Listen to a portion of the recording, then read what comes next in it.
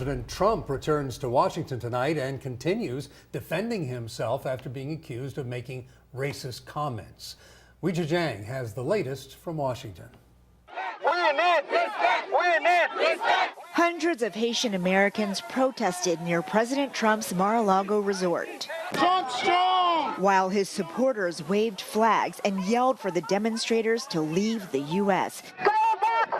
The tension is spilling over from claims the president made racist remarks about Haiti, El Salvador, and some African nations during a meeting about immigration. I am the least racist person you have ever interviewed. The controversy has stalled negotiations to protect DACA recipients, immigrants who were brought to the country illegally as children. President Trump spent the Martin Luther King Jr. holiday at his golf course, but took time to tweet, "Honestly, I don't think the Democrats want to make a deal. They talk about DACA, but they don't want to help. We are ready, willing, and able to make a deal, but they don't want to." Some Democrats are threatening to vote against a budget deal unless it includes DACA protections. And if lawmakers don't reach an agreement, the government could shut down on Friday. In South Carolina, Republican Senator Lindsey Graham had a message for the president. It's going to take you, Mr. President, working with Republicans and Democrats to get this done. It's not going to be done on Twitter, by tweeting. It's going to be done by talking and understanding.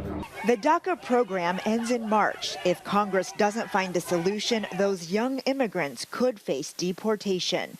Weijia Jiang, CBS News, the White House.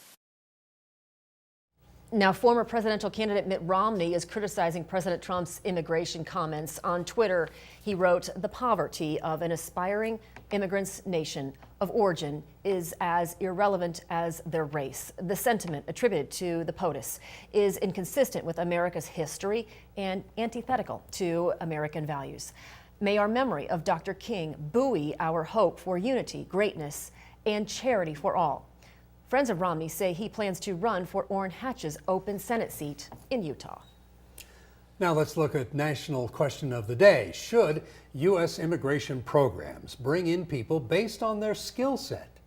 To vote, go to idahonews.com. All you have to do is hover over the News tab at the top left corner of the home screen, and then you'll have the option there in the third column for question of the day. We'll read you some of the results coming up a little later in this newscast.